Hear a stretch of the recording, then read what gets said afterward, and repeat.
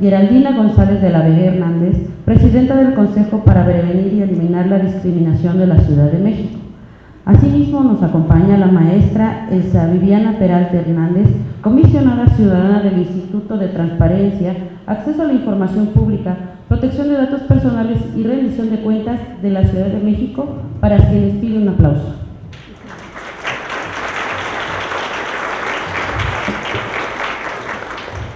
Agradecemos también la distinguida presencia de magistradas, magistrados, juezas, jueces y las personas servidoras públicas de esta Casa de Justicia y de otras instituciones, así como del público en general que nos acompaña. Ahora bien, se hace del conocimiento de los participantes en el presente evento que, con el fin de generar un diálogo con nuestra ponente, minutos antes de finalizar la conferencia se estará pasando a sus lugares para proporcionarles unas papeletas con el objeto de realizar preguntas.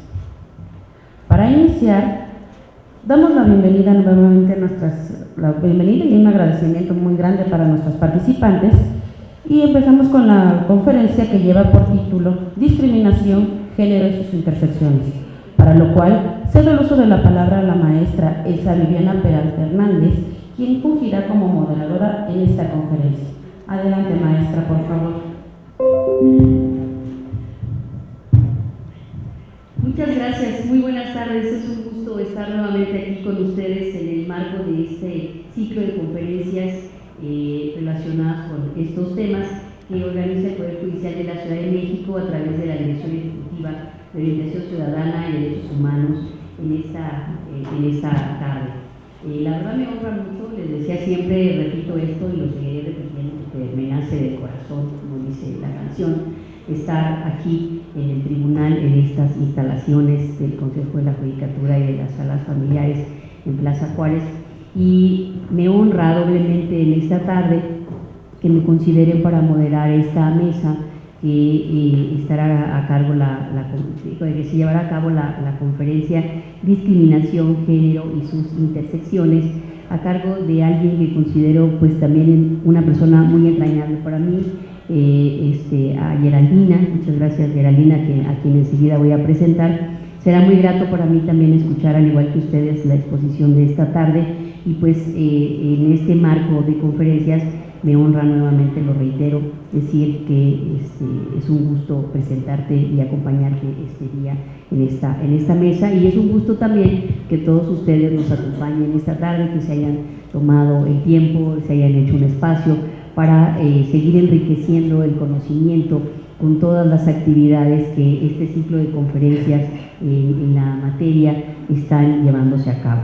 Y la verdad es que como yo no soy la ponente, ¿no?, tengo que ceder los minutos realmente a quien tiene mucho que expresarnos al respecto, y me permito, para que tengamos una idea más amplia de su experiencia y del por qué viene a expresarnos aquí una gran cantidad de ideas al respecto, por la experiencia y el conocimiento que tiene, voy a leerles una breve síntesis de su currículum. Desde Geraldina González de la Vega Hernández, desde el 14 de octubre de 2018, fue elegida presidenta del Consejo para Prevenir y Eliminar la Discriminación de la Ciudad de México, COPRED, por el periodo 2018-2022. Ella es egresada de la licenciatura en Derecho por la Universidad Iberoamericana, maestra en Derecho Público por la Universidad Anáhuac del Sur y Legum Magister por la Universidad de Düsseldorf en Alemania. Se ha especializado en temas de derechos humanos, género y cortes.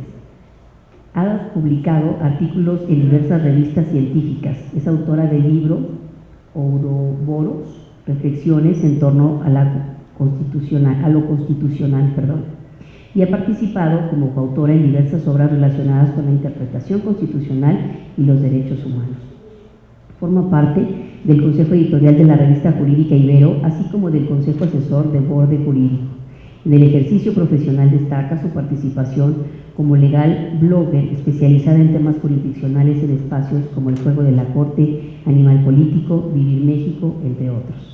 Fue asesora del ministro Arturo Saldívar en la Suprema Corte de Justicia. Actualmente es profesora de asignatura de las materias de Derecho Constitucional y Derechos Humanos en la Universidad Iberoamericana. Ha impartido clases en el Instituto Nacional de Ciencias Penales, en la Universidad Anáhuac del Sur, en la Universidad Autónoma Benito Juárez en Oaxaca, en la Universidad Autónoma del Estado de México, en el Centro de Especialización y Actualización en Derecho de Querétaro, entre otros tantos planteles. Es un gusto, les decía, es un resumen de su vasta experiencia, y es un gusto esta tarde darle la bienvenida a Geraldina González de la Vega, para quien pido un fuerte aplauso, mucho más fuerte que el de acá.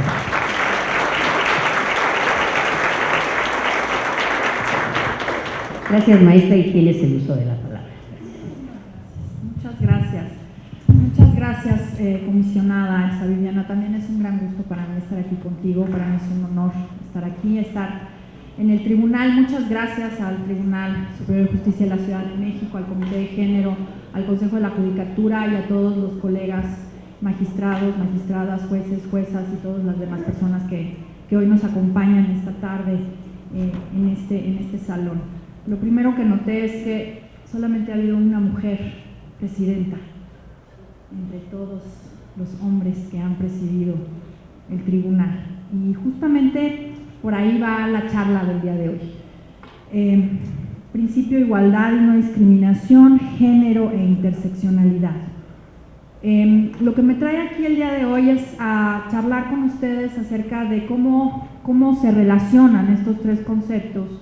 Y justamente parto por la imagen, porque precisamente el hecho de que nada más haya habido una mujer presidenta no implica que no haya mujeres capaces de ser presidentas, no implica que no haya mujeres magistradas, no implica que no haya mujeres abogadas que puedan ser juezas, que puedan ser magistradas y que puedan ser presidentas del tribunal, sino que tenemos una cuestión de desigualdad estructural arraigada que no permite que las mujeres lleguemos al famoso techo de cristal, ¿no? Entonces, por ahí va la charla del día de hoy, que, bueno, como ya hace un momento me hizo favor de presentar un poco mi trayectoria, la comisionada, irá también por la perspectiva jurisdiccional.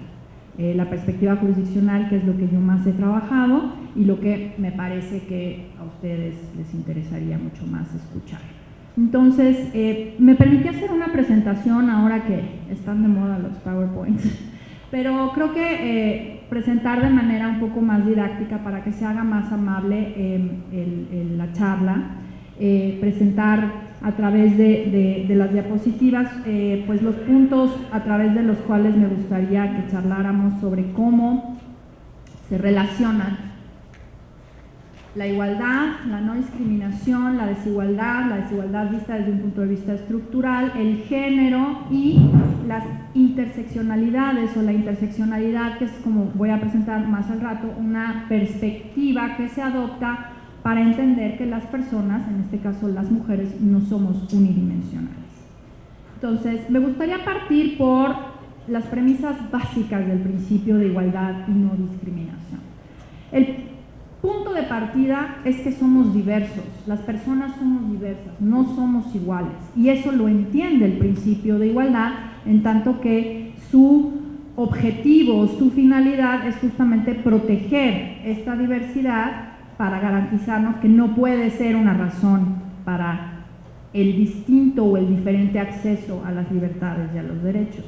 Entonces, somos diversos.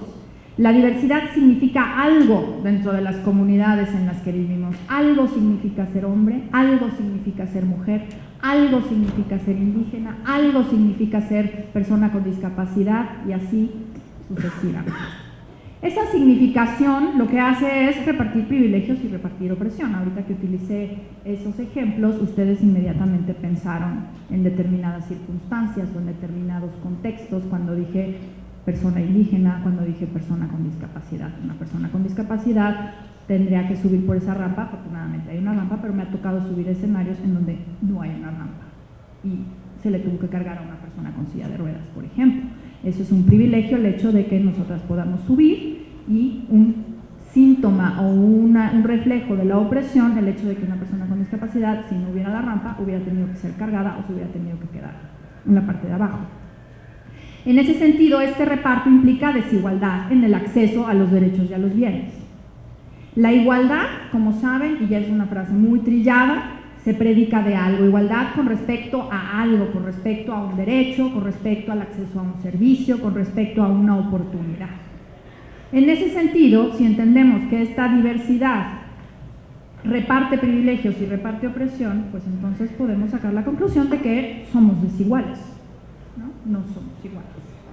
La desigualdad se anida de manera estructural, social e institucionalmente. El hecho de que en los lugares a los que me había venido refiriendo no hubiera una rampa quiere decir que tenemos una visión capacitista de los accesos, luego entonces está estructuralmente arraigada esa desigualdad, ese privilegio de quienes podemos dar un paso largo y subir a la tarima y de quienes no pueden hacerlo. Y esta desigualdad estructural lo que hace es aislar a estos grupos oprimidos y les impide el acceso a bienes y a derechos. Esto es, esta desigualdad lo que hace es generar justamente obstáculos, límites para acceder de manera igual a los derechos. Los grupos oprimidos lo son por periodos muy largos de tiempo. Esto es, los grupos oprimidos generalmente no son grupos nuevos. Las personas con discapacidad o las personas indígenas o las personas afrodescendientes históricamente han sido desiguales, han sido estructuralmente oprimidos, excluidos del acceso igual a los derechos. Porque esto es así hoy en día y porque ha sido así durante la historia. El liberalismo propuso el principio de igualdad como un deber ser. Cuando nosotros leemos en las declaraciones de derechos humanos que los hombres, porque así dice, nacen iguales en derechos, sabemos que no está siendo descriptivo. No nacemos iguales en derechos los hombres y las mujeres. Es una prescripción, es un deber ser que ordenan las declaraciones, que ordenan las constituciones, que ordena cualquier normativa de derechos humanos. En este sentido, entonces, el principio de igualdad tiene la finalidad de que todos y todas tengamos acceso y disfrutemos de igual forma de los derechos y de las libertades. Esto es una prescripción, no una descripción, ¿no?, que ordena que todas las personas, aun y cuando seamos distintas, aun y cuando seamos diversas, debemos ser entendidas en nuestro valor como seres humanos como iguales. Entonces, porque no somos iguales, es decir, porque somos diversos, no todas las personas tenemos acceso a derechos y bienes ni los disfrutamos de igual forma. Esto se conecta, como viene ahí, con las premisas 2 a 8 que veníamos viendo en la lámina anterior.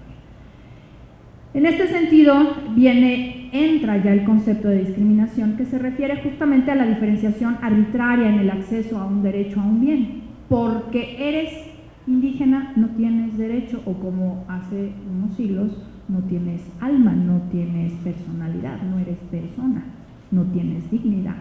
O las personas afrodescendientes hace no tantos años en el país vecino y en el mismo nuestro.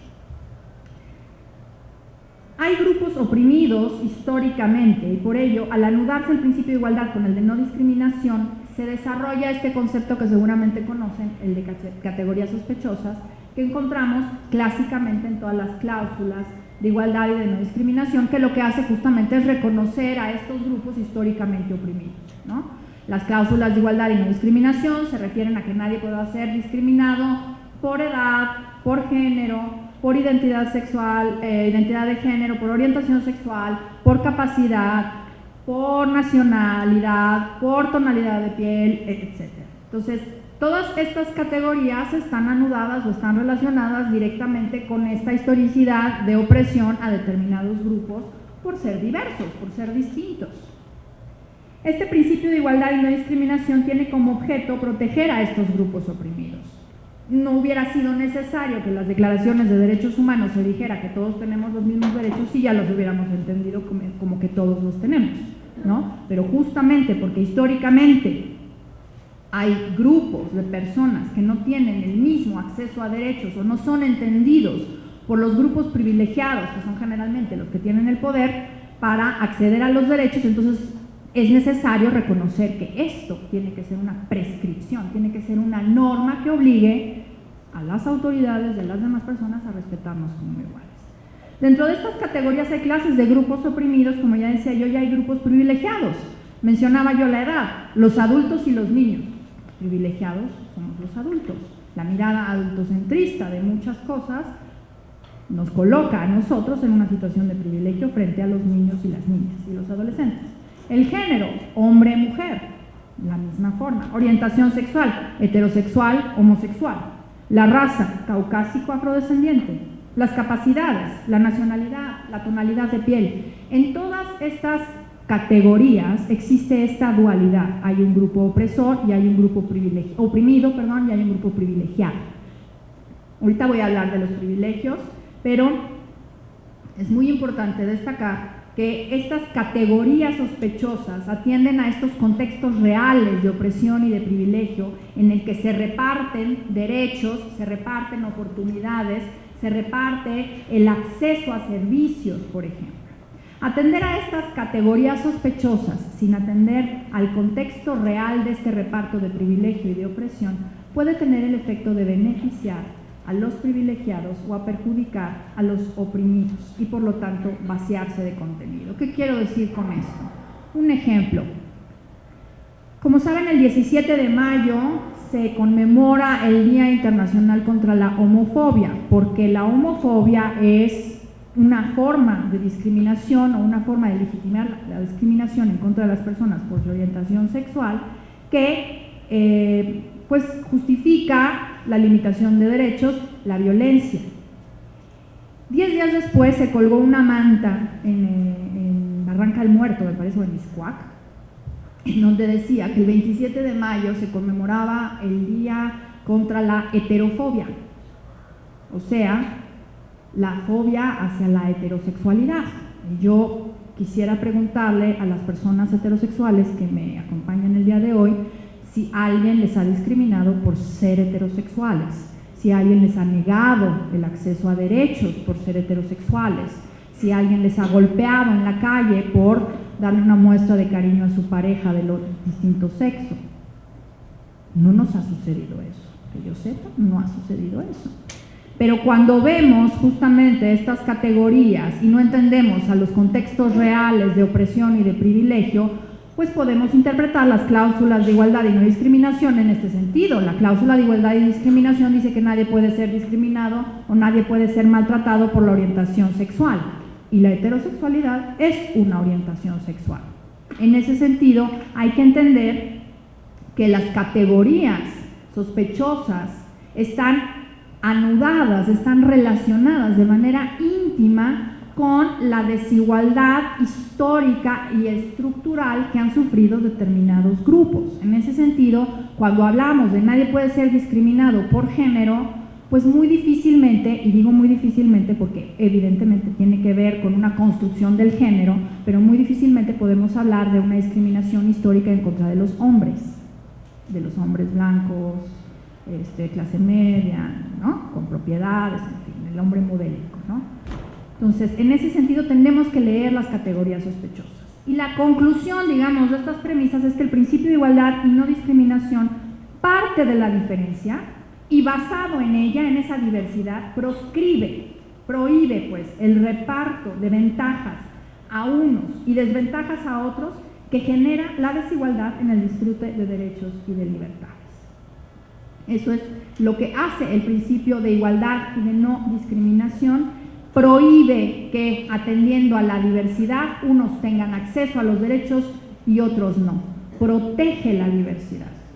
Esta definición de Luigi Ferrajoli me gusta mucho porque justamente habla del rescate de la diferencia, porque a veces cuando se habla del principio de igualdad se tiende a pensar que la idea es igualarnos a todos, no rescatar las diferencias, y es muy al contrario. El principio de igualdad jurídica lo que hace es garantizar la universalidad, el principio de universalidad de los derechos humanos. Todos y todas tenemos acceso a los derechos, aunque seamos diversos. Y dice Ferrajoli, el igual valor asociado a todas las diferencias de identidad que hacen de cada persona un individuo distinto de todos los demás y de cada individuo una persona como todas las demás. Porque somos diferentes, tenemos derecho a la igualdad. Porque la igualdad lo que nos garantiza es que valemos igual como personas. Y si como personas tenemos garantizados nuestros derechos, la diversidad no puede ser una razón para prohibirnos ese acceso. Entonces, rescatando. El principio de igualdad se protege y garantiza la diversidad, es decir, porque somos diferentes, protege la diversidad, y porque esta diversidad ha sido históricamente una razón para un reparto desigual entre privilegios y opresión, somos desiguales. Y en ese sentido, lo que hace el principio de igualdad es garantizar que todos tengamos las mismas oportunidades, que todos tengamos los mismos derechos.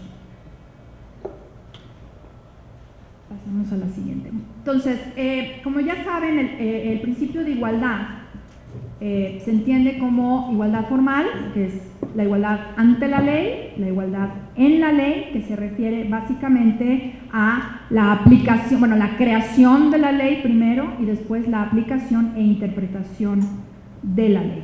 Y esto es muy importante porque no basta con que haya igualdad formal en la ley, que una ley sea neutral, una ley que diga cualquiera puede ser presidenta del Tribunal Superior de Justicia de la Ciudad de México, sino que realmente haya una igualdad material que nos lo permita. Entonces, si pasamos a la siguiente. A esto se refiere justamente la igualdad sustantiva, que es la igualdad material, real o efectiva o de resultado. El hecho de que tengamos normas neutrales o formalmente igualitarias, como veíamos en la lámina pasada, no necesariamente quiere decir que tengamos igualdad material. Un ejemplo, el hecho de que desde hace ya más de 20 años las leyes electorales hayan permitido que las mujeres, que haya paridad o cuotas, más bien dicho, porque la paridad es más reciente, que haya cuotas en las candidaturas, la igualdad real o efectiva impedía que las mujeres accedieran a las candidaturas, o que las candidaturas que se abrieran para las mujeres, los partidos políticos ya sabían que eran candidaturas que no iban a tener posibilidades de ganar. Entonces, en este sentido, no bastaba con la igualdad formal o igualdad en la ley, sino que hacía falta que se accionaran determinadas medidas de carácter positivo para que hicieran posible esto. Y justamente por esta razón tenemos hoy la paridad, porque tenemos 2 ministras en la Corte, tenemos una brecha entre el número de juezas, entre el número de magistradas, entre el número de ministras, entre el número de presidentas del tribunal, y en ese sentido hace falta establecer medidas que tiendan no solamente a hacer posible la igualdad desde su punto de vista formal, sino también desde su punto de vista material. Pasamos. Gracias. Ahora bien, existen, como lo decía yo hace un momento, con las cláusulas de igualdad y no discriminación, en donde se reconocen estas categorías sospechosas, siempre se habla de la desigualdad o de la igualdad como la prohibición de la arbitrariedad. En la medida en la que no haya medidas irrazonables que distingan por edad, por género, por orientación, por nacionalidad, por capacidad, en fin, vamos a tener medidas o vamos a tener normas igualitarias o que cumplan con el principio de igualdad y de no discriminación. Sin embargo, como decía yo hace un momento, tenemos que atender a los contextos reales de la igualdad desde el punto de vista del no sometimiento. Si nos vamos únicamente por el tema de está prohibido establecer medidas que distingan por género, muy probablemente vamos a caer en las reclamaciones, por ejemplo, que se hacen y que nos han llegado quejas en el Consejo sobre los vagones rosas, ¿no? Me están discriminando como hombre porque no puedo entrar a un vagón rosa, están haciendo una diferenciación por género y es arbitraria porque está teniendo como razón para la diferenciación el puro género. Aquí la idea es cambiar la perspectiva y empezar a entender a la igualdad como no sometimiento, no tanto como no arbitrariedad, sino entender que las categorías sospechosas se refieren, pues, como decía yo hace un momento, a grupos históricamente desaventajados, a grupos históricamente oprimidos, a grupos históricamente subordinados. Luego entonces tiene una razón de ser las medidas positivas que tienden a desmantelar esta desigualdad estructural e histórica que ha excluido a las personas por ser distintas del modelo en el acceso a sus derechos. La igualdad como no sometimiento implica que las sospechas pesen sobre la aplicación de categorías que contribuyan a perpetuar situaciones de subordinación independientemente de su correspondencia con los listados. El vagón rosa no pretende distinguir entre hombres y mujeres de manera arbitraria o irracional, sino que lo que pretende es justamente desmantelar esta situación de subordinación en el que las mujeres que tomamos el transporte público nos vemos amenazadas todos los días por hombres que nos violentan sexualmente en nuestro trayecto a casa, en nuestro trayecto a nuestro trabajo o a donde sea que nos vayamos a transportar. Y esta perspectiva la ha adoptado la Constitución de la Ciudad de México. Si ustedes recuerdan, nuestra Constitución tiene dos cláusulas de igualdad y no discriminación. La del artículo 4, que es la cláusula clásica, la cláusula de igualdad y no discriminación, en donde dice que está prohibida la distinción por edad, sexo, género, identidad, en fin. Y la del artículo 11, que es una cláusula que reconoce justamente esta igualdad desde la perspectiva estructural y como no sometimiento. Y en esta cláusula se entiende la desigualdad justamente como esta perspectiva que tiene que tener la autoridad para desmantelar los obstáculos, las limitaciones, las violencias que sufren grupos históricamente subordinados, históricamente excluidos del acceso a los derechos. Aquí les pongo también una definición de un argentino, Roberto Saba, quien tiene un libro maravilloso que se llama Desigualdad estructural, lo que debemos a los grupos desaventajados, me parece, después les paso el título bien, y en donde él desarrolla justamente este concepto de desigualdad estructural y justamente lo que plantea es indagar esta relación entre el ideal de igualdad y la situación de desventaja estructural en la que se encuentran grupos de personas que comparten alguna condición o cualidad y que ha venido siendo justamente esta distinción o esta diferencia la razón de la exclusión en el acceso a los derechos. Roberto Saba entonces distingue entre estas concepciones, entre la individualista que él llama esta concepción clásica de la desigualdad entendida como la irrazonabilidad o la arbitraria, porque dice es individualista.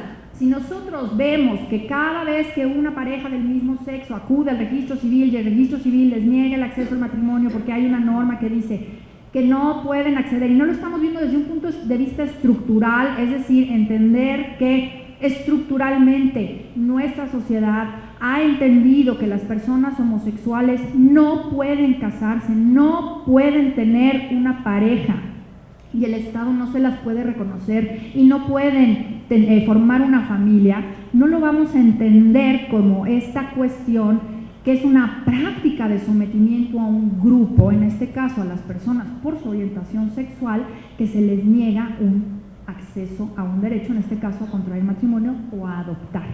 Entonces, lo que plantea Roberto Saba es entender que las categorías sospechosas no son sospechosas porque son irrazonables. No es irrazonable distinguir entre hombres y mujeres para establecer un vagón, o no es irrazonable distinguir entre personas con discapacidad para abrir una puerta por otro lado para que puedan pasar, o no es irrazonable establecer una cuota para que entren personas indígenas a tener un porcentaje de candidaturas en los partidos políticos para que tengan representación. Eso no es irrazonable. Es sospechosa la categoría porque es una práctica de sometimiento a un grupo desde un punto de vista estructural. Las personas indígenas no acceden a las candidaturas porque han estado excluidas del ejercicio de sus derechos político-electorales durante toda la historia.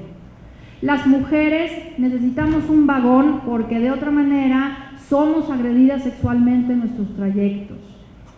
Las personas con discapacidad necesitan de un acceso diferenciado para poder entrar y no tener que subir escaleras o no tener que tener un problema de accesibilidad.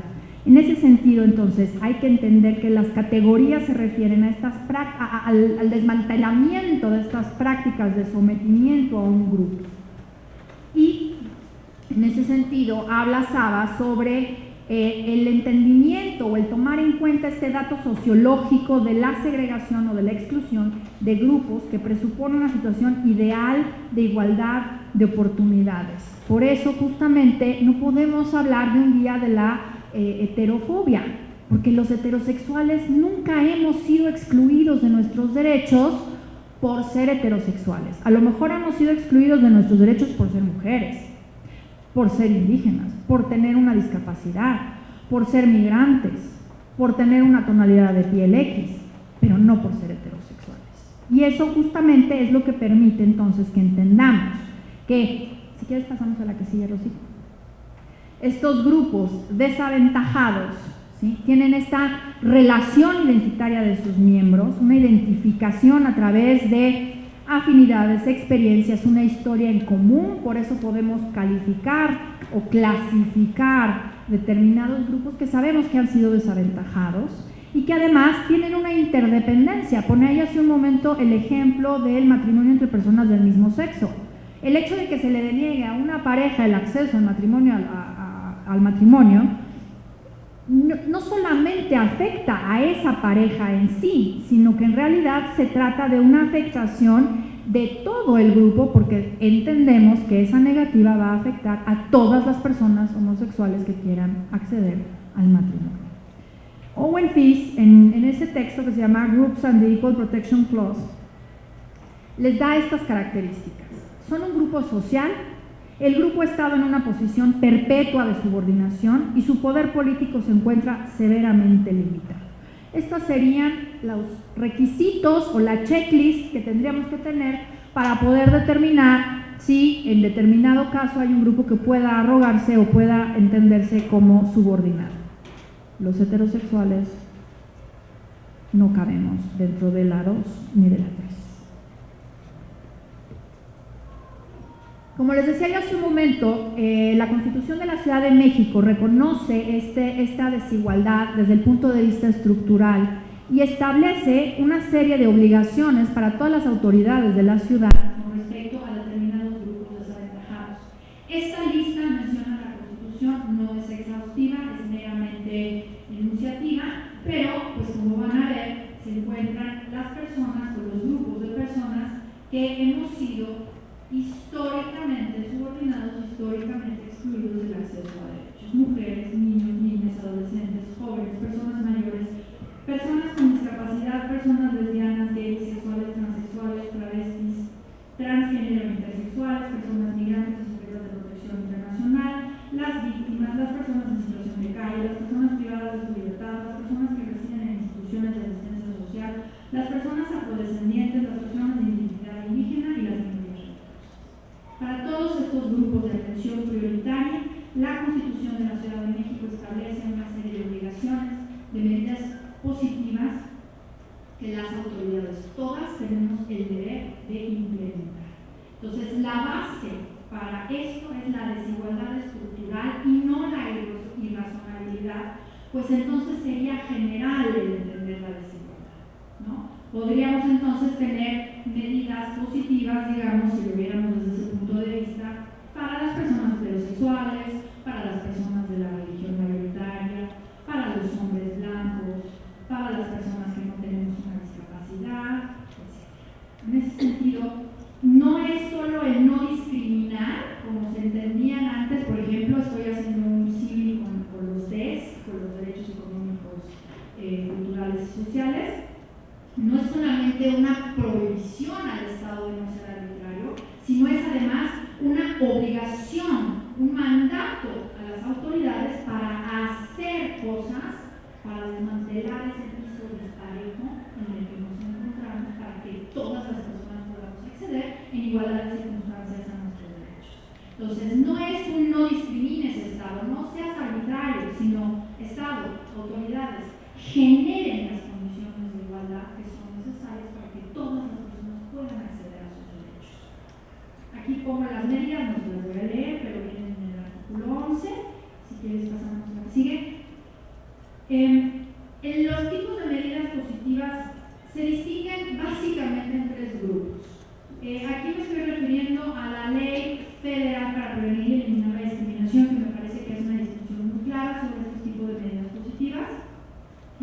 tenemos de tres tipos.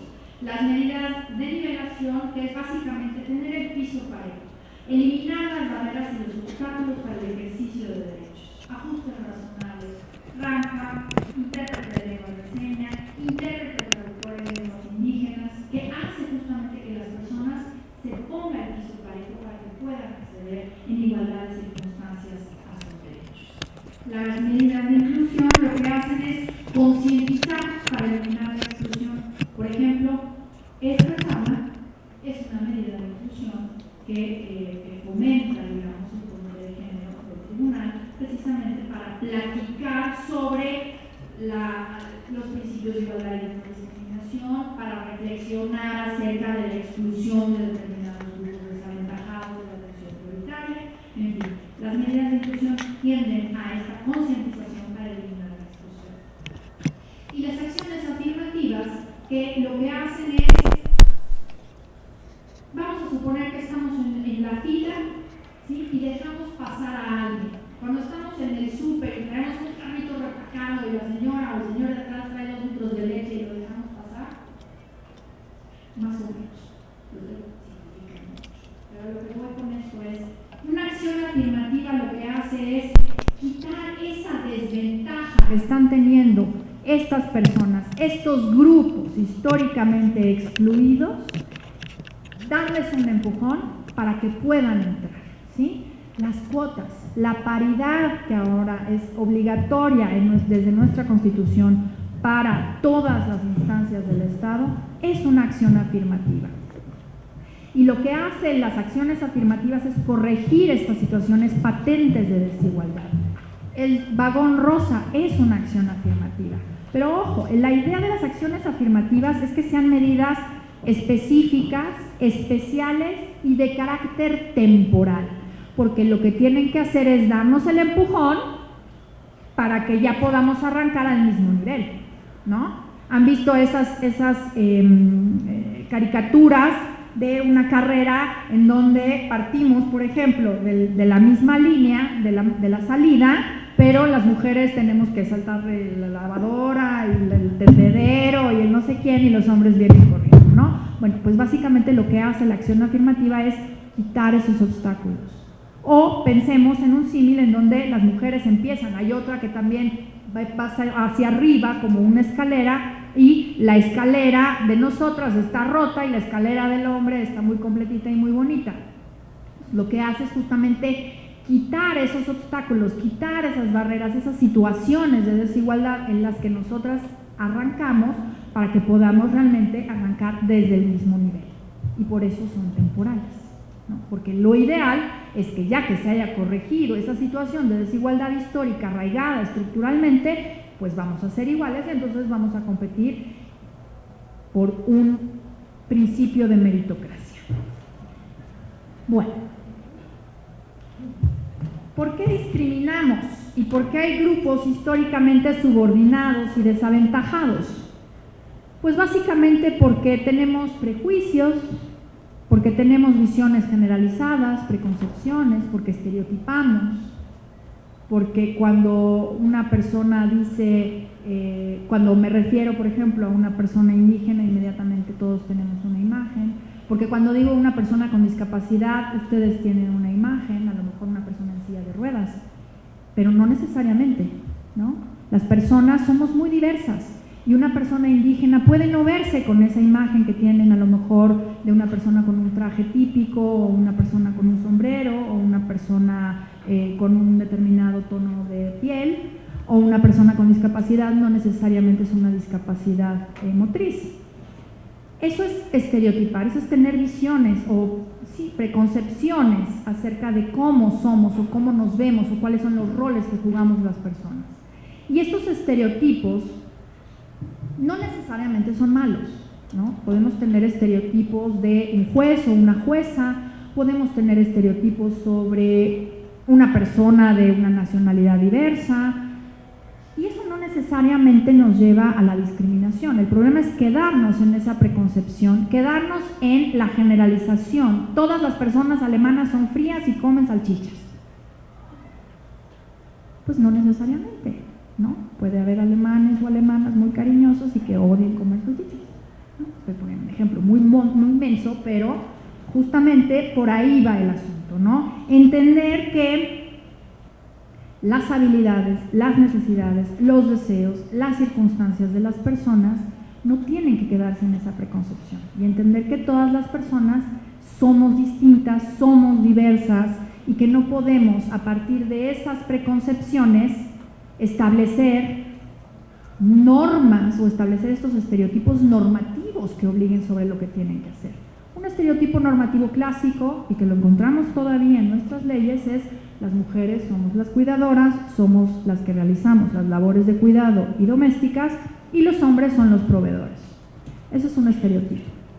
Y es un estereotipo que está arraigado no solamente socialmente, sino también en nuestras leyes. Al ratito les voy a enseñar unos ejemplos de algunos códigos civiles, pero se encuentra en nuestras leyes. El hecho de que los hombres trabajadores no tengan acceso a las guarderías y que sea un derecho de la mujer trabajadora es un estereotipo de género normativo que está en una ley, porque parte del hecho de que las que cuidamos somos nosotras y no los hombres, a pesar de que cotizan.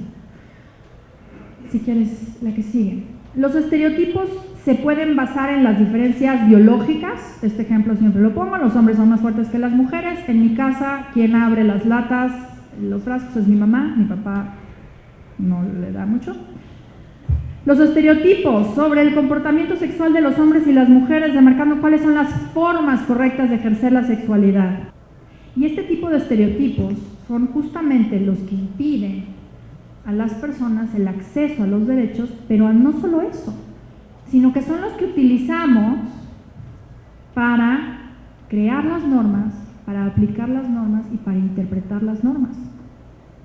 Porque el derecho está creado a partir de esos prejuicios que tenemos, de esos estereotipos que tenemos, ¿no? Por eso en nuestro Código Civil, creo, corríjanme si estoy mal, todavía se establece que los niños menores de 7 años se tienen que quedar con sus madres, a pesar de que hay una interpretación de la Corte que habla sobre el interés superior del niño, pero la norma sigue diciendo eso, ¿no?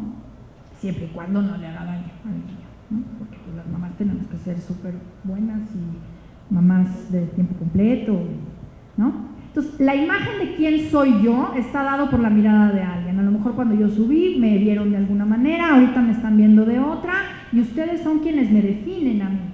Y así es justamente cómo se forma el derecho, así es justamente cómo los y las legisladoras, los y los funcionarios públicos, los y las jueces aplican, interpretan y crean el derecho. A partir de esas preconcepciones, de esos estereotipos, de esos prejuicios, y vamos etiquetando a las personas.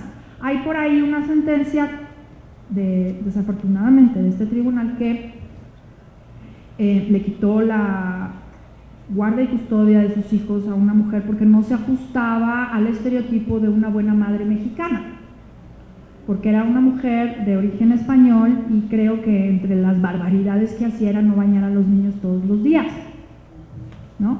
Y el estereotipo con el que el juez o jueza juzgó fue un estereotipo que él o ella tenía sobre cómo debía comportarse una buena madre mexicana. Creo que yo no alcanzaría tampoco el estereotipo. Mis hijos no se bañan los viernes. ¿No? ¿No? Entonces, esos prejuicios se cuelan en el derecho. Y al colarse en el derecho, limitamos el acceso a los derechos y a las libertades de todas las personas. Y aquí, por ejemplo, una colección de estereotipos en la ley. El Código Civil Federal todavía habla, hasta cuando revisé esta, del hijo incestuoso. Los progenitores que lo reconozcan tienen derecho a que conste su nombre en el acta. Gracias. El Código de Colima: en el caso de que la mujer o el hombre solteros y sin descendencia deseen adoptar, solamente podrán hacerlo respecto de mayores de 1 año de edad. ¿Por? El matrimonio, este es el de Hidalgo: el matrimonio impone como derechos y obligaciones a los cónyuges la felicidad recíproca, la vida y asistencia comunes y la relación sexual, siempre que no exista causa justificada para la realización de esta última. Sonora: salvo los casos excepcionales previstos para la nulidad del matrimonio, aquí está lo de la custodia de los hijos menores de 7 años, corresponde a la madre. Y por ahí, ya no la traigo ahorita, pero por ahí me había encontrado un código, creo que era del estado de Campeche, en donde decía que los hijos mayores de edad podrían seguir recibiendo alimentos por parte de sus padres siempre y cuando la profesión o oficio que eligieran fuera acorde con su sexo.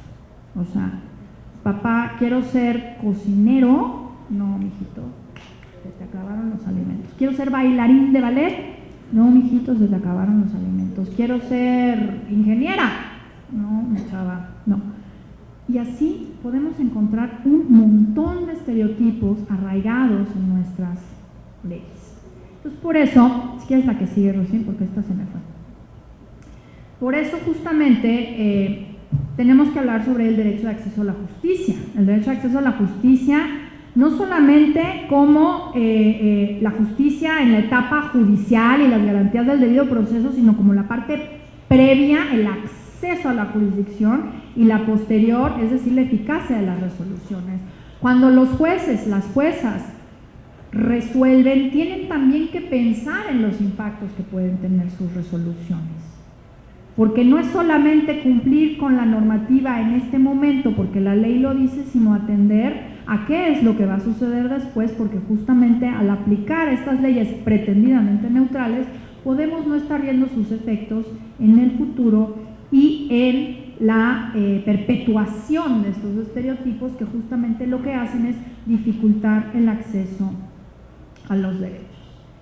Y entonces, por eso tenemos justamente esta herramienta de juzgar con perspectiva de género, que es una herramienta, yo la entiendo como una medida positiva de nivelación, es decir, lo que hace el juzgar con perspectiva de género o la famosa perspectiva de género es poner el piso parejo, no es favorecer a las mujeres, no se trata de favorecer a las mujeres a la hora de juzgar, se trata de que el piso esté parejito para que podamos aplicar las normas y podamos identificar cómo este modelo de mujer que se encuentra y de hombre que se encuentra arraigado en nuestras normas no puede ser el nivel, digamos, o el modelo a través del cual podamos impartir justicia.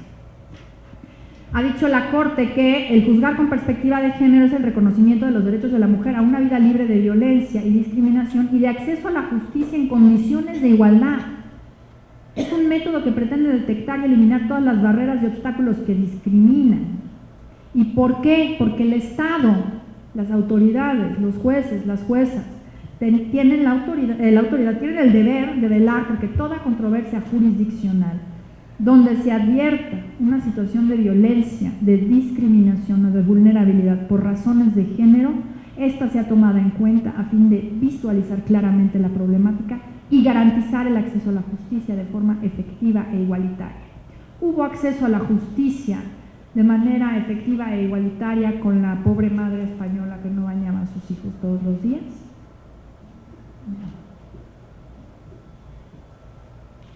Por eso, justamente, lo que necesitamos es identificar en las normas estos estereotipos, pero también identificar en uno mismo o en una misma estas situaciones de poder, estas subordinaciones de reparto de opresión y de privilegio entre hombres y mujeres que se encuentran arraigadas. ¿Por qué partimos de estos estereotipos? ¿Por qué partimos de estos modelos de una visión patriarcal de la sociedad? Aquí vienen los 6 pasos que se tienen que realizar para juzgar con perspectiva de género. Únicamente me voy a referir a los 2-3 primeros que se refieren justamente a esto que hemos estado hablando, ¿no? Identificar si existen situaciones de poder que por cuestiones de género no encuentran un desequilibrio, cuestionar los hechos y valorar las pruebas desechando estereotipos y prejuicios. Señorita, ¿cómo venía usted vestida? La violaron, híjole, pero pues es que venía usted caminando en la madrugada, había tomado usted varias cubas y traía esa minifalda. Pues sí, pero esa no es una razón para que nadie abuse de mí, ¿no? Eso es un prejuicio de género. Hay que visualizar estas situaciones de desventaja y estos prejuicios que tenemos arraigados. Detectar estas situaciones de desventaja y cuestionar la neutralidad del derecho aplicable. ¿Por qué los niños han visto esa película de Kramer contra Kramer, que ya es viejísima, Y va por ahí, es de los 70 la película y desde entonces nos está diciendo, pues si hay un padre que se está ocupando del niño, ¿por qué diablos tendrían que darle la custodia a la mujer solamente por ser mujer? Eso es un prejuicio. Pasamos, esta no, la que sigue no, la que dice metodología. Metodología. Esta es la metodología con la que se debe aplicar la perspectiva de género, tiene que ser de oficio, no la tienen que pedir las partes, y esto me interesaba mucho destacar. No es solo para las mujeres. La perspectiva de género, insisto, no pretende favorecer a nadie, tiene que cuidarse, garantizarse la equidad procesal, pero justamente porque en la entrada, pues estamos nosotras, aunque parezca que en la entrada estamos saliendo desde la misma salida de la pista, pues tenemos que brincar el tendedero y tenemos que brincar la lavadora y la licuadora y a los niños y a los abuelitos y a todo lo demás, y los tacones y todo lo demás, ¿no? La idea aquí es el piso parejo, pero también en cuestiones relacionadas con la domesticidad y con las tareas de cuidado, los hombres se encuentran en desventaja, porque los hombres están entendidos estereotípicamente a partir de las normas como proveedores. Entonces, un hombre que llega una tarde a decir, oiga, hoy no puedo venir en la tarde porque tengo que llevar a mi hijo al pediatra, lo van a ver chueco. Quiero tener acceso a la guardería, que lo tenga su esposa, y si no, que se quede en la casa a cuidarlo. Oiga, ya me tengo que ir porque pues quiero ir a guardar a los niños a la cama y darle su besito de buenas noches. Ay, no, cólera, pues si apenas son las 10 de la noche. Oiga, mañana no voy a venir porque hay una junta en la escuela, pues que vaya su esposa, ¿no? Esas normas, algunas sociales y algunas legales, son prejuicios que están también arraigados y que a través de la perspectiva de género se tienen que levantar, ¿no? Hay varios asuntos ya en la Corte, creo que son de segunda sala, justamente sobre el tema de guarderías, en donde lo que dice es, a través de la perspectiva de género, entendemos que el acceso a guarderías es un derecho de los padres. ¿Por qué? Porque los padres también son cuidadores y los padres también, pues son padres.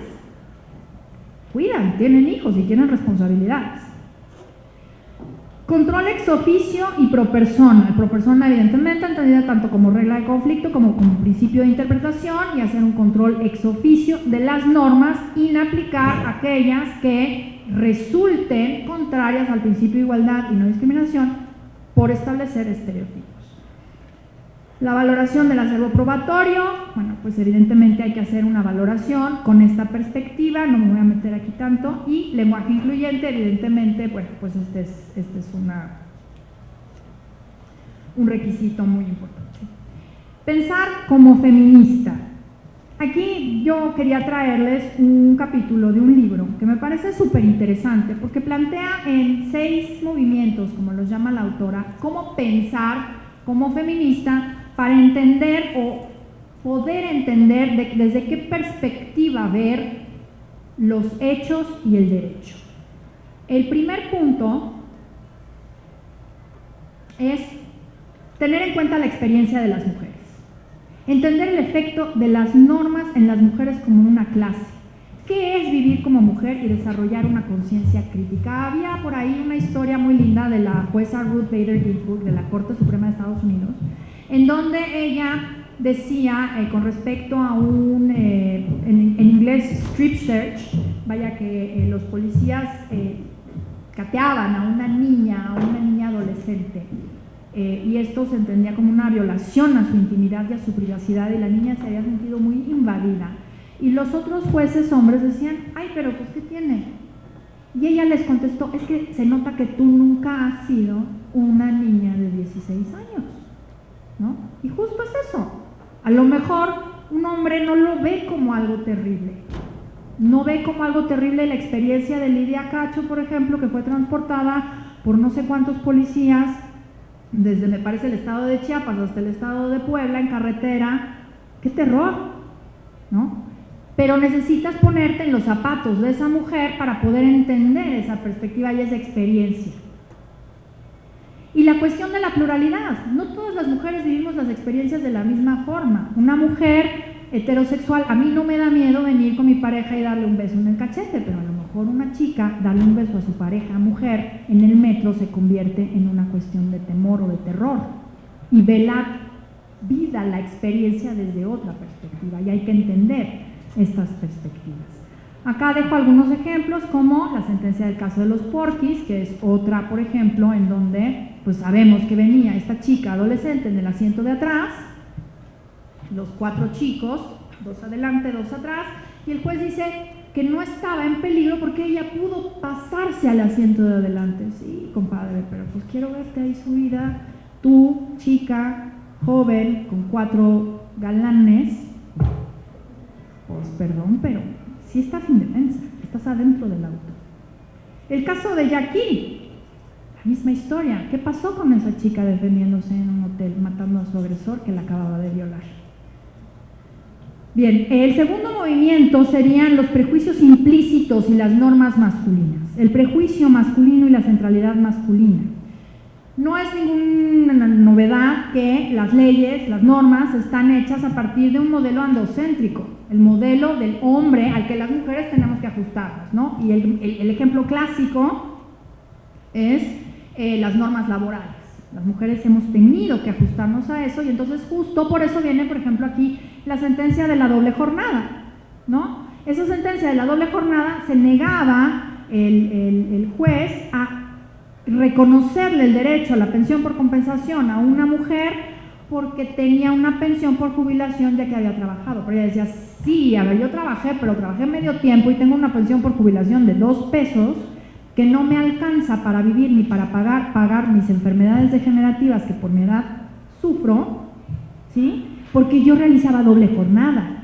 Yo trabajaba, pero además llegaba a casa a planchar, a lavar, a cocinar, a hacer las tareas, a remendar uniformes, a dormir niños, a educar niños, a limpiar la casa, a limpiarle las corbatas al marido, planchar las camisas.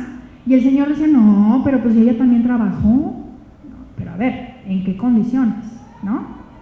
Entonces, desde este punto de vista, la norma masculina dice, no, ella trabajó y tiene una pensión por jubilación. No, porque en realidad el estándar está siendo el de una persona que trabaja, que provee y que no tiene estas tareas extras que hacen que no rinda como hubiera podido rendir en su trabajo y no tiene acceso a una pensión por jubilación digna.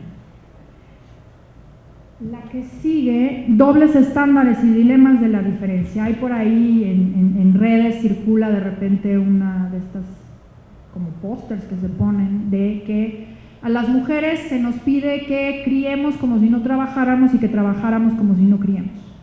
Ese es el doble estándar, ¿no? Compañera, es que no está comprometida con su trabajo. No, bueno, pues es que sí, oiga, pero pues tengo un niño de 2 años que tengo que llegar a acostar y tengo que hacer el lunch. Y además el chamaco pues entra hasta las 8 de la mañana y yo me tardo 2 horas en llegar a mi oficina, entonces pues, tengo que llegar a esa hora porque pues ¿qué hago? Pues sí, pero mira, es que sus compañeros están bien comprometidos, ¿no? Entonces, esos dobles estándares y esos dilemas de la diferencia que nos ponen en esas dilemas, un poco como el estudiante que sale y dice, es que vengo a pedir trabajo. ¿Cuál es su experiencia? Pues ninguna, pues es que si no tiene experiencia no le puedo dar trabajo, ¿no?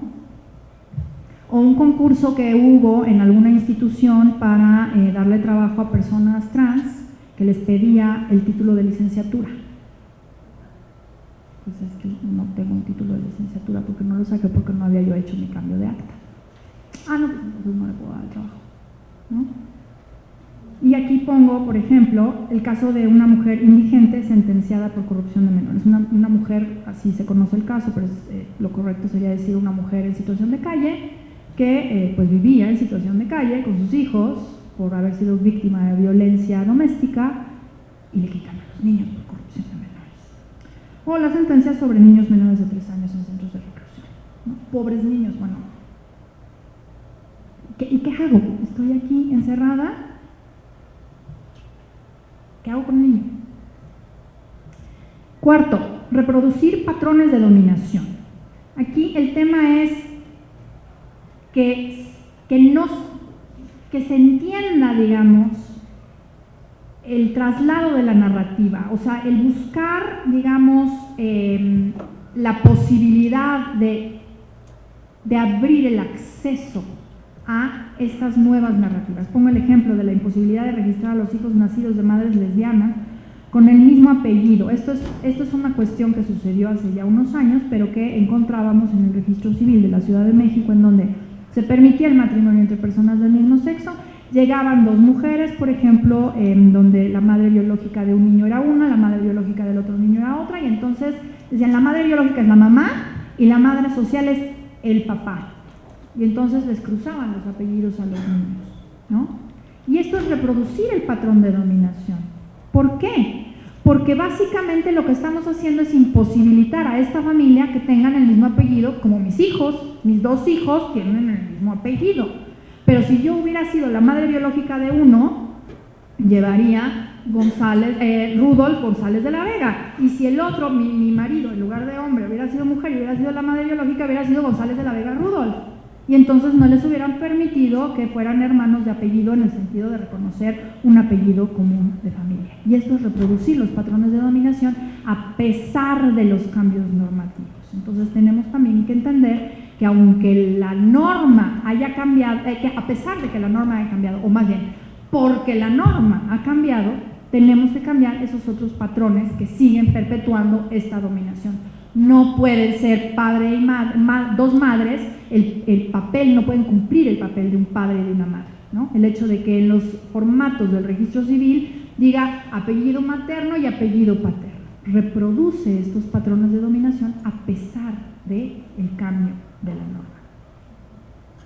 El quinto movimiento, que sería desempacando la elección, que es hablar sobre el estatus subordinado, y esto tiene mucho que ver con es que así lo eligieron. Es que ella se quedó en casa porque era mejor. ¿Era mejor? ¿O se quedó en casa porque no tenía otra opción? ¿Porque no tenían acceso a guarderías? ¿Y porque el sueldo de él era mejor que el de ella? ¿Lo eligió? Los paneles de hombres. Es que no había compañeras. Busqué a una y no pude. No hay mujeres, ahí pongo por ejemplo, las mujeres no participan porque no les interesa. Esa fue una revista conocida que tuvo un número en donde solamente hombres escribieron. Y entonces cuando las mujeres se quejaron, es que a las mujeres no les interesan las ciencias. Entonces, ¿por qué hay pocas mujeres estudiando ciencias? Mejor vamos a preguntarnos esto, en lugar de partir de que es una elección de las mujeres. ¿Por qué las mujeres se quedan en casa después de tener a su primer hijo cuando ya venían trabajando o desarrollando una profesión? Hay que ver cuáles son las razones detrás de estas elecciones. Algunas sí son elecciones, pero hay otras que son orilladas por la ausencia de opciones. Y el sexto, un buen lapsus, el sexto movimiento es la interseccionalidad e identidades complejas, que es justamente el título de la charla del día de hoy, que es la interseccionalidad. Entonces ya vamos a llegar a por fin, ¿qué es eso? La interseccionalidad lo que busca es no ver a las mujeres como un grupo monolítico. No somos unidimensionales, las mujeres somos de colores, siempre lo digo así. Somos diversas. Esta charla partió por un punto número 1 que decía, somos diversos. Bueno, pues la mitad de la población, que somos las mujeres, pues igual, somos diversas. Entonces, para atender a los derechos de las mujeres, tenemos que entender que somos diversas y que no podemos vernos desde una sola perspectiva o desde una sola lente. Tenemos que vernos desde una perspectiva de diversidad, y esto es lo que se ha entendido como interseccionalidad. La interseccionalidad parte de un reclamo que se hace desde el feminismo en los Estados Unidos, desde las mujeres afro, que decían, está muy padre todo lo que venían construyendo las feministas, pero es que es un feminismo blanco, que no nos toma en consideración a nosotras. Y una autora que se llama Kimberly Crenshaw, en un paper, en un texto que escribe, lo que dice es, las normas para acceder a la justicia en casos de violencia de género nos dan un trato diferenciado a las mujeres de color o a las mujeres afro. No es lo mismo que llegue una mujer blanca a denunciar que su marido la golpea a que llegue una mujer afro a denunciar que su marido la golpea. Y como sabemos, no es lo mismo en nuestro país que llegue una mujer blanca o una mujer de una colonia rica a denunciar violencia doméstica que una mujer indígena, o que una mujer de una colonia marginada. Pongo aquí algunos casos. El caso de Campo Algodonero. Las mujeres de Ciudad Juárez, pues eran mujeres en un ámbito transfronterizo, en una situación y en un contexto muy específico. No podemos ver su realidad y su contexto desde la perspectiva que tengo yo como mujer, con un trabajo aquí, como funcionaria pública de la Ciudad de México, que tiene otra realidad y otro contexto. Los casos de Inés y Valentina, pues lo mismo. Si han leído las sentencias, en los casos de Inés y de Valentina, las dos fueron abusadas sexualmente en sus comunidades como mujeres indígenas que ni siquiera hablaban el español y que además estaban alejadísimas del Ministerio Público para poder presentar sus denuncias. El caso de Karen Atala e hijas, también muy probablemente conocen este caso, que era una mujer lesbiana, jueza, por cierto. Y otro caso, González Luis contra Ecuador, el caso de una niña que fue contagiada con VIH por vía de una transfusión sanguínea. Son casos en donde justamente se atiende a esta perspectiva interseccional. No es lo mismo ser una mujer con VIH que ser una niña con VIH, que ser una niña pobre con VIH. Entonces, como ya les decía yo, el título del texto viene ahí abajo, que es Mapping the Margins, Intersectionality, Identity Politics and Violence Against Women of Color, y es ahí donde se empieza a hablar por primera vez del concepto. No quiere decir que lo inventó esta autora, pero fue la que le puso nombre y lo ubicó de una manera más clara. Y ella básicamente lo que decía es, hay que entender que dentro de los propios grupos, o sea, dentro del grupo feminista, las mujeres son diversas y hay que atender a esa diversidad de realidades. No es lo mismo, y por ejemplo, en las brechas salariales, no es lo mismo la brecha salarial de la mujer blanca que la brecha salarial de la mujer afro, que la brecha salarial de la mujer latina. Son muy distintas. ¿Y por qué son muy distintas? Porque los niveles de discriminación de una mujer blanca, de una mujer afro, de una mujer latina en Estados Unidos son muy distintos. Y lo mismo sucede en nuestro país. Aquí puse una fotografía para pues, ilustrar el privilegio y la opresión. Y esto pues lo vemos en esta Ciudad de México todos los días. La opresión crea injusticia, reduce el potencial de las personas y puede ser el resultado de la historia, del reparto de privilegios, pero también de las elecciones de personas, de políticas que causan el arraigo y la falta de cuestionamiento de normas, de hábitos y de símbolos.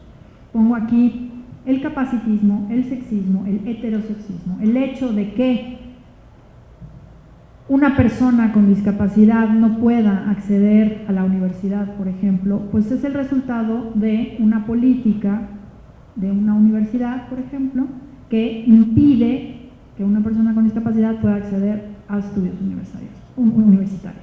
Y este es un reflejo de la opresión. La opresión lo que hace es establecer barreras para el acceso. Y estas barreras se encuentran arraigadas. Y estas son algunas de las caras con las que se presenta la opresión. La explotación, la marginalización, la falta de poder, el imperialismo cultural y la violencia sistemática. Ahí les pongo específicamente a qué se refieren cada una, pero lo que me interesa más son los ejemplos. Explotación, el trabajo de cuidado. La marginalización, las personas con discapacidad que son marginalizadas, que no pueden trasladarse, por ejemplo, en transporte público porque no tienen accesibilidad. La falta de poder, los menores de edad, ¿cómo pueden exigir sus derechos? El imperialismo cultural, pues es la heterosexualidad, esta visión heteronormada de todo. Y la violencia sistemática, los micromachismos. Colega, me sirve esta agua. Señorita, ¿me puede servir el café? No, un ejemplo. Ya lo tienes arraigado, querida.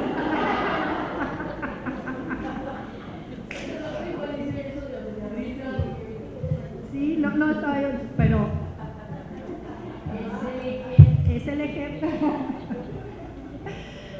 No, está bien, está bien. Y el privilegio, que sería la contracara, que es justamente estas condiciones favorecidas, ganadas o concedidas por el nacimiento o por la suerte. Siempre que hablo de privilegio, luego me encuentro con alguien, es que yo no soy privilegiado.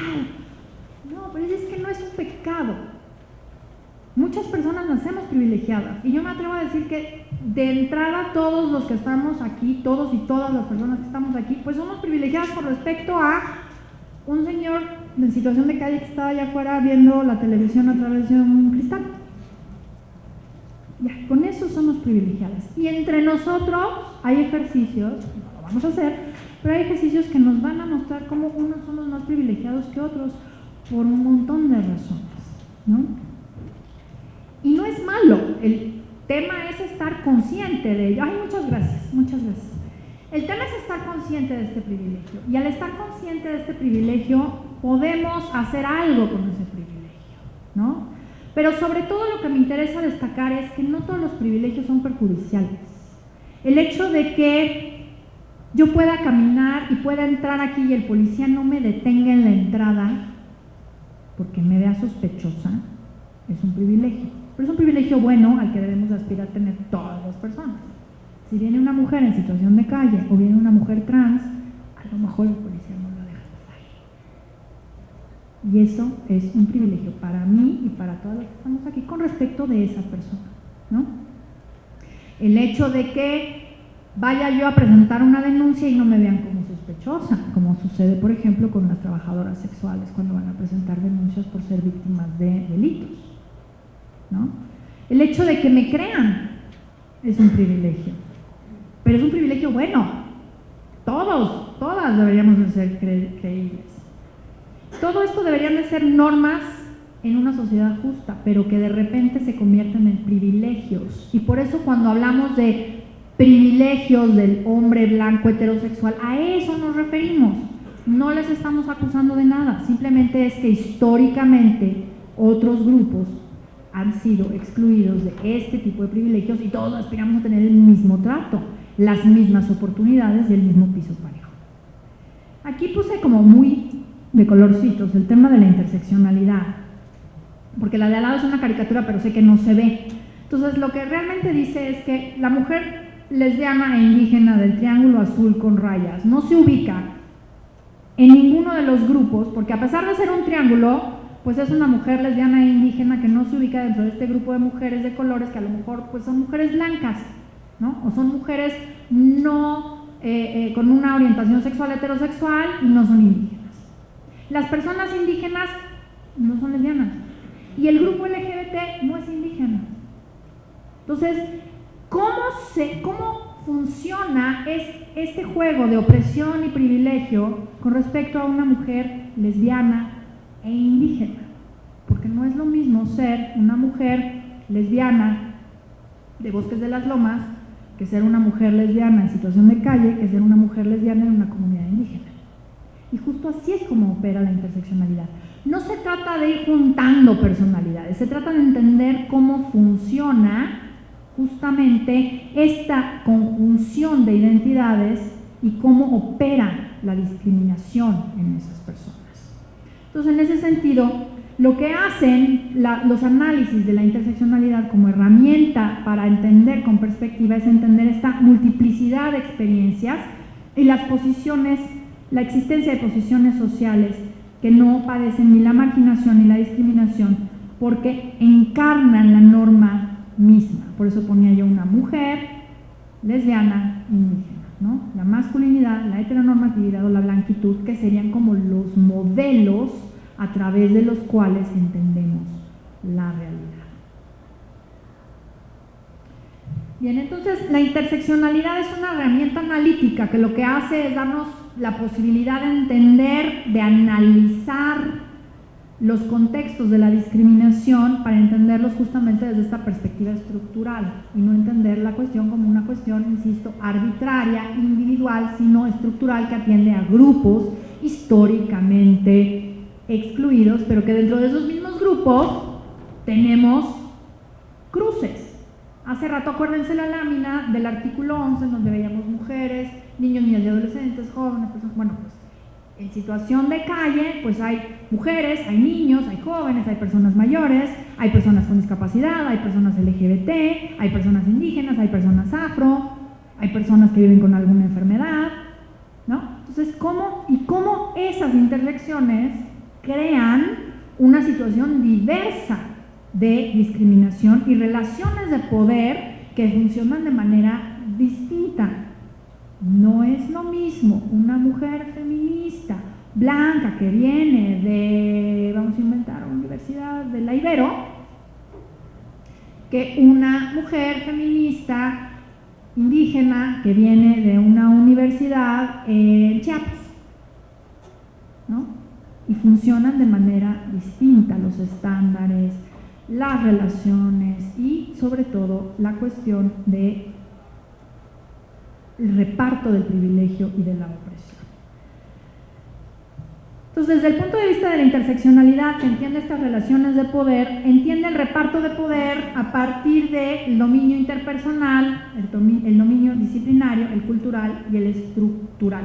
Me voy a pasar estas para ya no aburrirlos tanto, porque creo que ya me alargué un montón, no sé qué horas son las 7:30, para ya abrir el espacio a platicar.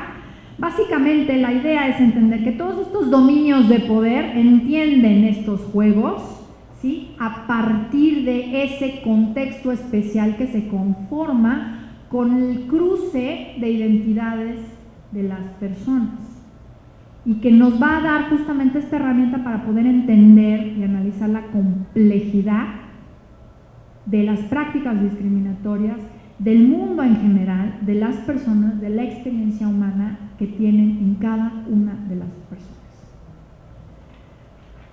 La que sigue esa es la que me interesa, la justicia ciega.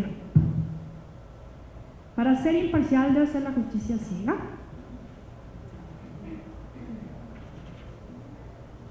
¿Puedes pasar la que sigue? Generalmente vemos a la justicia vendada, pero de repente eso fue cosa como que de repente a alguien se le ocurrió, porque en realidad tradicional, histórica, culturalmente la justicia siempre había visto a las partes. Y a partir de todo esto que venimos charlando desde hace 1 hora y pico, la justicia tiene que ver a las partes. Eso no quiere decir que vayamos a romper con el principio de equidad de las partes y a favorecer a alguien, sino simplemente hay que atender a estos contextos de discriminación, entender desde esta perspectiva. La perspectiva de género nos obliga a quitarnos la venda de los ojos como juzgadores, porque si seguimos con la venda, pues vamos a seguir aplicando las normas como vienen y no vamos a empezar a cuestionar los hechos que se nos presentan y el derecho a través del cual tenemos que juzgar esos hechos que se nos presentan. Entonces, la justicia, para ser justa, tendría que quitarse la venda de los ojos, por supuesto, garantizar la equidad de las partes, garantizar la imparcialidad, pero con eso poner el piso parejo y entender que la aplicación de la ley en automático no necesariamente tiene resultados justos. Esta imagen es de la fuente de la justicia o la Gerechtigkeitsbrunnen en Berna, Suiza, en 1543, y es aparentemente la primera representación de la justicia con los ojos vendados. Entonces, vamos a quitar. Una mujer acude ante la justicia para demandar, ejemplo, la patria potestad exclusiva de sus hijos. Cierren los ojos, todos y todas. El despido injustificado de su empleo, el incumplimiento de un contrato de arrendamiento, la rescisión de un contrato de servicios profesionales. Una mujer acude ante la justicia en calidad de víctima de un delito. Una mujer acude ante la justicia en calidad de imputada. Este sí es ejercicio. Quiero pedirles que se imaginen a esa o a esas mujeres.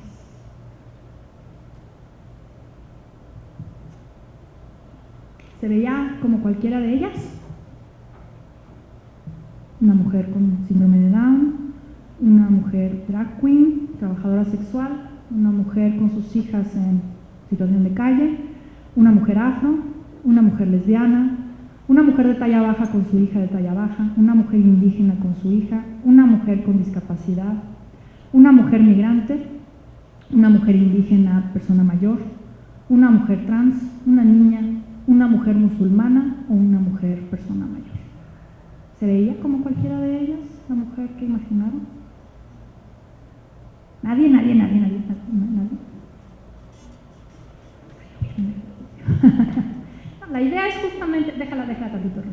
La idea justamente es esta: mostrar a las mujeres que no somos el estereotipo de mujer que nos muestran en el anuncio de Pons, ¿no? O de detergente. Las mujeres somos así y no me cabían más fotos, como pueden ver, ¿no? Traté de buscar lo más diverso. Pero estas son las mujeres que también acuden ante la justicia y que acuden ante todas las autoridades. Y son a las mujeres que tenemos que ver. Y si nos ponemos la venda en los ojos, no vamos a ver eso. La que sigue ahora sí. La interseccionalidad está reconocida desde el Comité CEDAW en la Recomendación General número 28, o sea, no es de repente así como que un invento raro, y básicamente lo que hace es, pues sí, permitir el alcance del entendimiento del principio de igualdad y de no discriminación contenido en la propia Convención para eliminar la discriminación de las mujeres. Te voy a pedir que pasemos a la que dice caso Inés y Valentina, en donde también ya se habla sobre la vulnerabilidad transversal, no le habla de interseccional, pero es la misma historia. En el caso de Inés y de Valentina, como sabemos, una de ellas además era menor de edad, mujer, indígena, ¿no? Que justamente se tiene que tomar esto en consideración a la hora de impartir justicia. Y la tesis que sigue justamente es del Varios 1396 del 2011, que como saben es en los casos de Inés y de Valentina, y dice: los juzgadores deben oficiosamente analizar los casos de violencia sexual que se les presenten con perspectiva de género, lo que conlleva el reconocimiento de un estándar de valoración probatoria de especial naturaleza, por lo que deberán, 4, tomar en cuenta los elementos subjetivos de la víctima, la edad, la condición social, el grado académico o la pertenencia a un grupo históricamente desaventajado, a fin de establecer la factibilidad del hecho delictivo y su impacto concreto. ¿Cómo impactó en el caso de Inés y de Valentina la violación? No estoy diciendo que hay unas mujeres a las que les impacta más y otras menos, no, les impacta distinto, y esto lo tenemos que tomar en consideración. Y la que sigue es también el reconocimiento de esta cuestión de la interseccionalidad en el caso González Ruy y otros contra Ecuador, una sentencia de la Corte Interamericana de 2015, que ya les platicaba yo del caso de Thalía, en donde se habla justamente de cómo confluyeron, dice la Corte, de forma interseccional múltiples factores de vulnerabilidad y riesgo de discriminación asociados a su condición de niña, mujer, persona en situación de pobreza y persona con VIH. O sea, se ha reconocido ya por las autoridades jurisdiccionales el concepto de interseccionalidad como una herramienta más que nos permite ver a las personas que están acudiendo ante la justicia justamente para que este acceso a la justicia sea en condiciones de igualdad, de no discriminación, y que realmente podamos hablar de que todas las personas, a pesar de nuestra diversidad o debido a nuestra diversidad, enriquecemos la sociedad y que por eso además somos valiosas como personas, y como personas tenemos acceso a los mismos derechos. Y con esto les doy las gracias.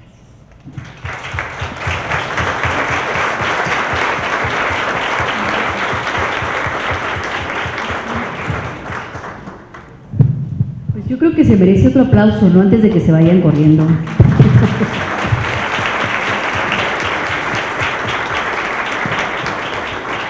Muchísimas gracias, maestra. La verdad es que a mí, estoy segura que a ustedes también se nos fue el tiempo rapidísimo, porque estuvo muy interesante el análisis, cómo nos llevas por todo este camino. Y bueno, obviamente pues yo no lo voy a repetir porque no tengo ni tu experiencia, pero aprendí muchísimo en esta tarde, en este análisis que tú haces y cómo nos llevas de la mano por este tema, que creo que fue para todos, bastante ilustrativo. De verdad, es un gusto, y paso rápidamente a algunas preguntas. La primera la aparté, no por discriminación, sino porque estoy segura que todos van a estar, todos, de hecho es anónima, todos van a estar de acuerdo, ¿no?, en que se proceda a obsequiar esta petición que se hace aquí, aunque les digo es anónima, entonces no se la van a poder dar específicamente a la persona, pero creo que sí podremos generar una acción al respecto. La felicitan por la excelente conferencia y además piden que se comparta su presentación, ¿no? Entonces aquí si pueden por favor darnos los mecanismos electrónicos para poderla compartir, pues creo que será muy interesante abundar. Y bueno, nuevamente de verdad yo en lo personal te felicito y estoy segura que todos coinciden conmigo, nos llevaste y nos guiaste muy bien por este camino, y entender todas estas circunstancias es muy bueno. Nosotros resolvemos temas de acceso a la información con todas estas perspectivas y para mí ha sido fundamental, ¿no? Bueno, pregunta esta persona, que no voy a decir el nombre porque es dato personal, ¿no? Pero le hago la pregunta.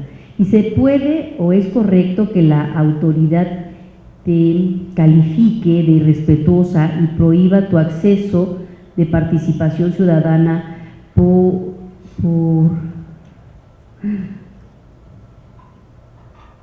la verdad aquí ya no entiendo, por criticar que su trabajo público es excluyente? ¿Otra vez?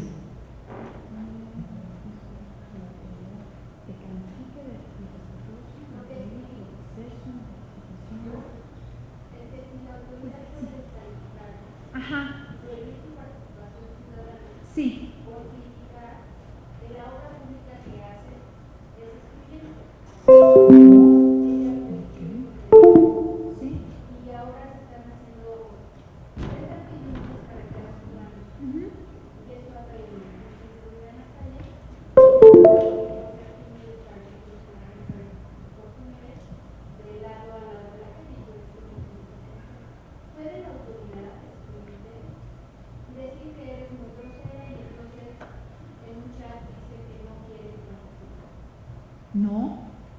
No tendría ninguna razón de ser.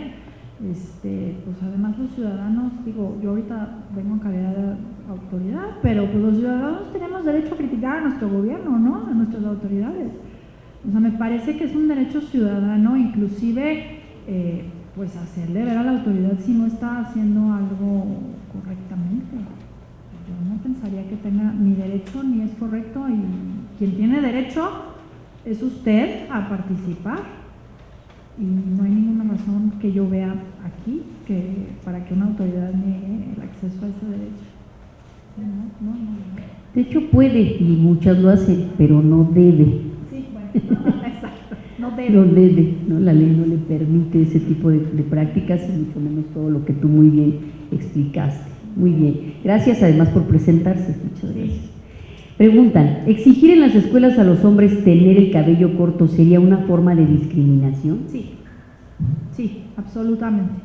No tiene ninguna justificación más que un estereotipo de género que dice o establece que los hombres deben llevar el cabello corto porque así debe ser.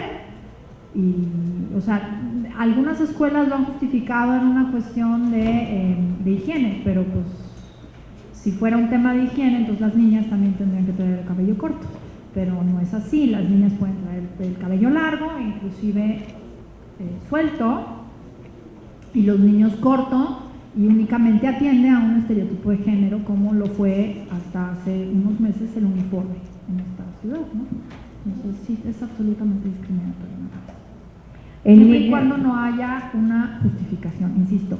El tema de la discriminación requiere que se destruya la presunción, digamos, ¿no? Entonces, si se destruye la presunción, voy a inventar una cosa: los niños de esta escuela tienen que venir con el pelo corto, pero pues porque corren entre los árboles y se les enreda, porque es una actividad que se hace en esta escuela, o porque es una escuela de natación, no sé. O sea, tiene que haber una justificación robusta detrás que pudiera realmente justificar. Okay. Dice, ¿el negar el acceso de parejas heterosexuales a antros gay es una manera de discriminar?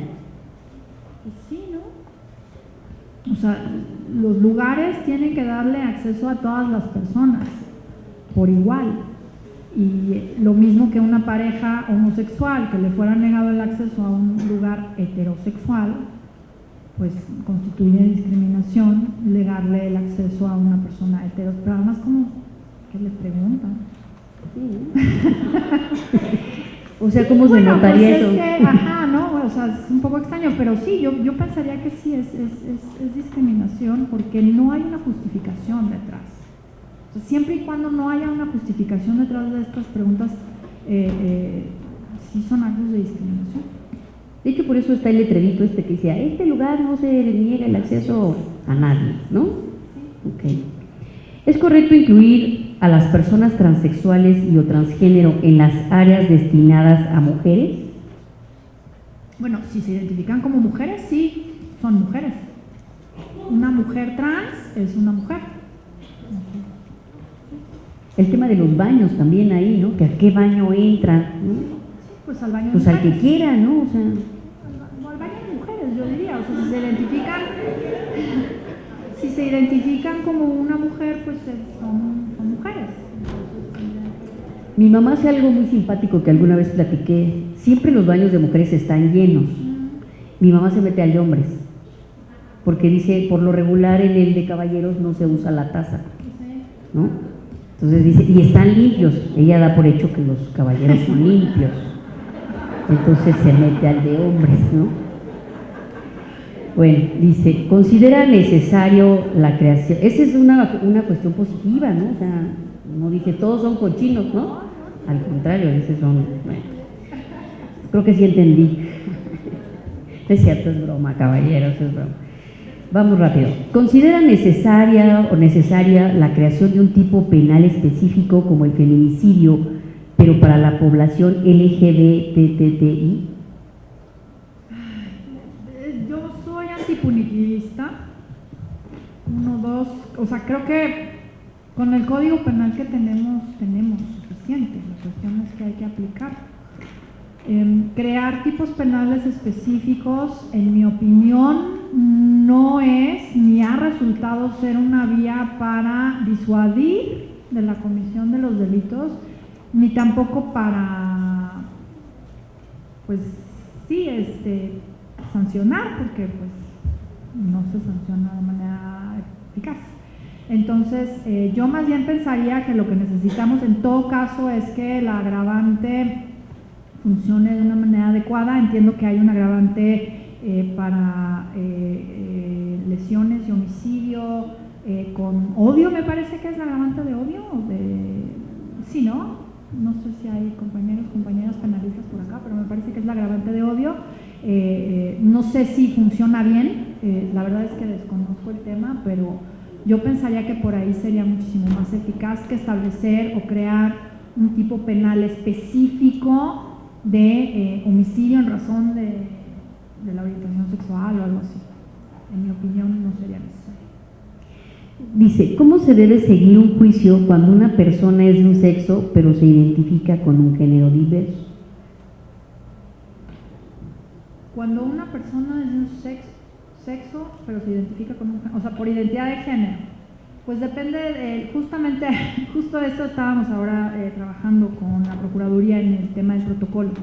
Si la persona ha cambiado ya su identidad, su credencial del INE, dice un nombre y dice un género, ese es el nombre y el género con el que se debe juzgar a la persona.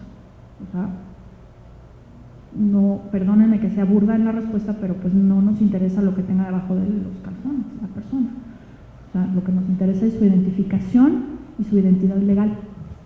Y lo que discutíamos con los colegas de la Procuraduría, el tema cuando una persona en su expresión o en su identidad de género no concuerda con su identificación o su identidad legal. Es decir, una mujer transexual, por ejemplo, no ha hecho su cambio de acta y su acta todavía conserva su identidad o su género masculino con su nombre masculino.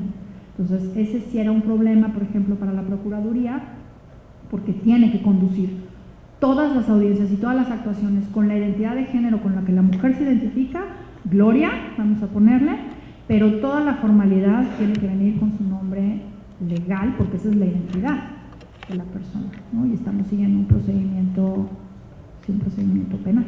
No, y aquí yo agregaría, si me lo permites, tienes que respetar todavía esa preservación de información que por mecanismos legales no ha sido cambiada.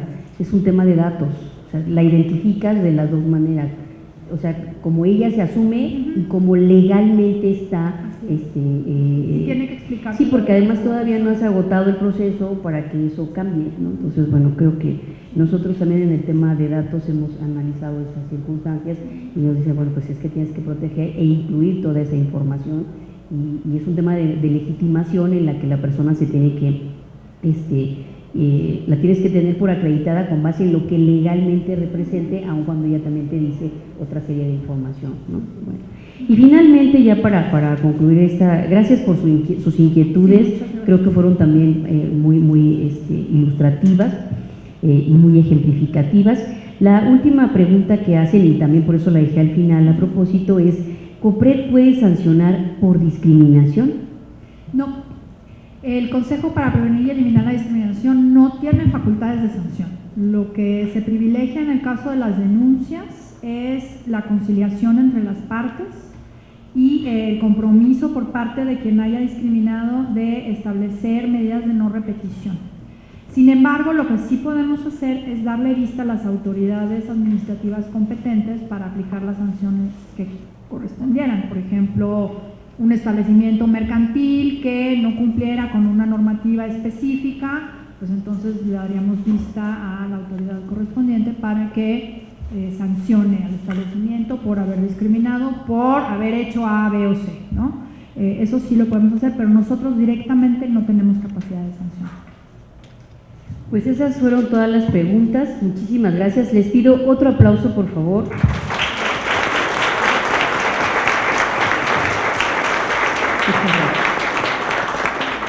Y ya para finalizar, y les pido que me acompañen todos ustedes desde sus asientos a entregarle a nuestra excelente expositora del día de hoy, a la doctora Geraldina González de la Vega, este reconocimiento que le hace el Tribunal Superior de Justicia, el Poder Judicial de la Ciudad de México, integrado también por el Consejo de la Judicatura, por su destacada participación como ponente en el tercer ciclo de conferencias en materia de género, Ciudad de México, a 8 de agosto de 2019. Lo firma el presidente de este tribunal y de verdad ha sido un honor estar en esta mesa contigo. Muchas gracias.